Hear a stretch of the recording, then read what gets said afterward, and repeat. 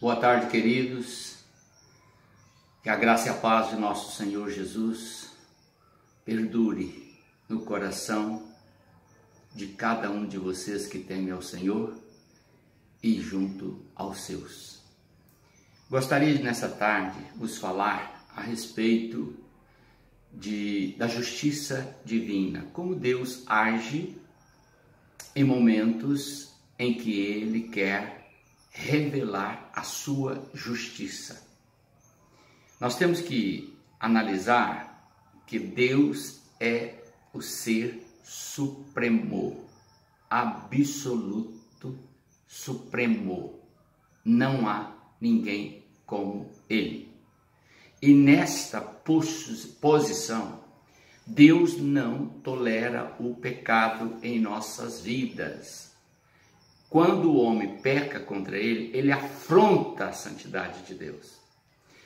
Para que nós entendamos, há muitos textos na Bíblia que revelam como Deus age com sua justiça. E vou lhes passar um destes momentos. Deus chamou o profeta Jeremias e deu-lhe um sonho. No sonho, Jeremias viu 2 cestos em frente ao templo. E Deus então aproximou-se de Jeremias e perguntou-lhe: Jeremias, o que vês? E ele disse: 2 cestos com figos. Os figos são bons, muito bons. O outro, os figos são ruins, tão ruins que ninguém pode comê-los.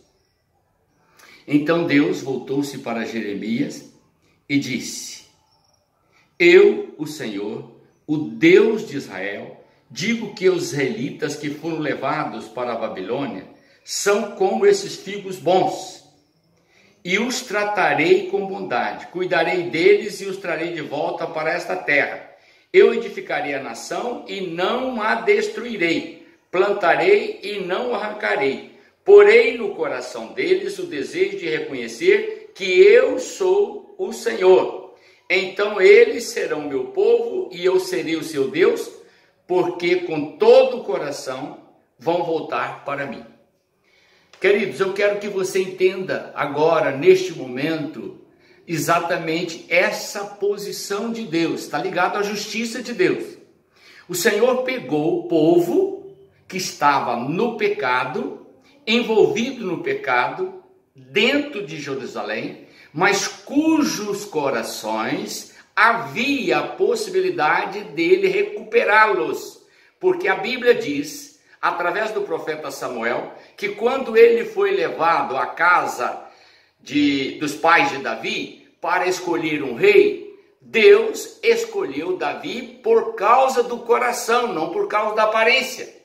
Então, querido, quero que você entenda agora esse princípio. Deus não nos olha aparência, Deus não nos olha beleza ou aparência humana, inteligência. Ele olha o nosso coração, no nosso íntimo, é lá que Deus nos conhece.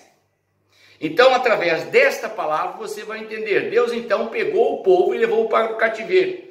Não dá para entender isso humanamente falando, porque você vai entender como ele pegou o povo que ele amava e levou para o cativeiro. É porque ele queria trabalhar esse povo, restaurar esse povo, reedificar esse povo, reconstruir esse povo, para depois trazê-los para a terra e reconstruir todas as suas vidas e a nação através deles.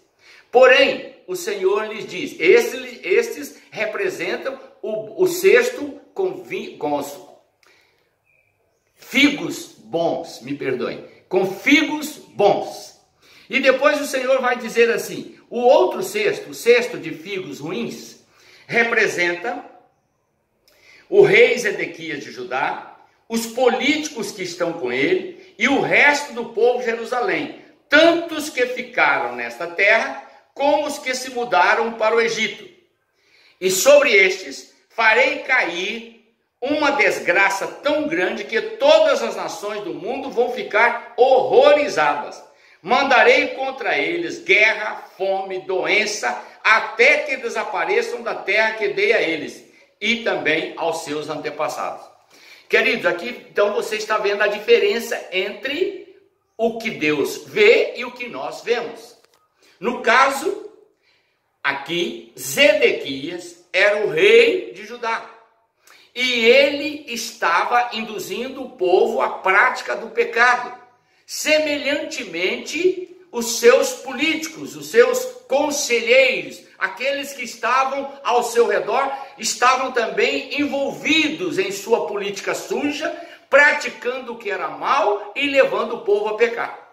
Então Deus tomou uma parte da população que ele via que havia possibilidade de restaurar e levou para o cativeiro, mas também espalhou as outras partes em locais diferentes.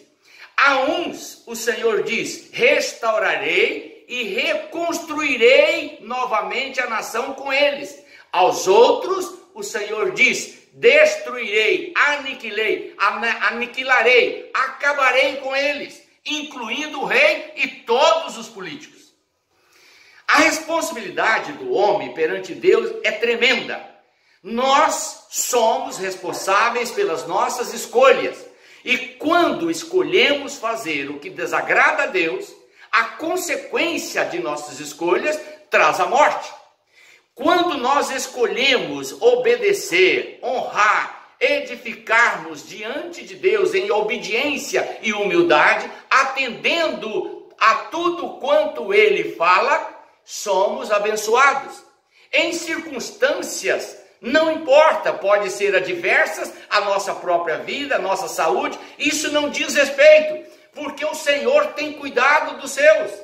Agora, querido, preste atenção, não adianta você querer se apresentar santo, bom, bonito, charmoso, elegante, muito crente ou muito religioso, porque Deus não olha a aparência externa, Deus olha o coração. Se há humildade, se há quebrantamento, se há possibilidade dele recuperar essa pessoa, é nisto que Deus baseia a sua justiça. A justiça de Deus não é firmada naquilo que nós achamos que é bonito, que é belo, mas naquilo que Ele acha que pode ser recuperado para viver santamente em obediência a Ele.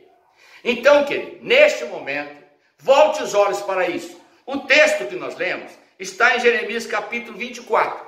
Você pode ler, reler e tornar a meditar nesse texto, porque você vai encontrar os atos de justiça de Deus sendo praticados inteiramente imparciais. Deus não age com parcialidade, Ele age segundo o coração do homem. Esta é a razão pela qual Ele diz: filho meu, dá-me o teu coração. E Jesus diz: aquele que crê em mim, eu lhe darei a vida eterna. Ainda que ele morra, eu ressuscitarei para estar comigo para sempre. Está dando para você entender? Esta é a razão pela qual pregamos o Evangelho. Porque o Evangelho é poder, é salvação, é a sua oportunidade de acertar a sua vida com Deus. Este é o momento. Volte-se para Deus, creia nele, receba como Deus Todo-Poderoso e a Jesus Cristo como seu Senhor e seu Salvador. Fazendo isso, você terá a vida eterna. Ou viverá aqui na terra, protegido e amparado por Deus, depois que passar esse vírus, e ter a sua vida restaurada, como Ele vai restaurar esta nação. Esta é a bênção, em nome de Jesus. Deus te abençoe.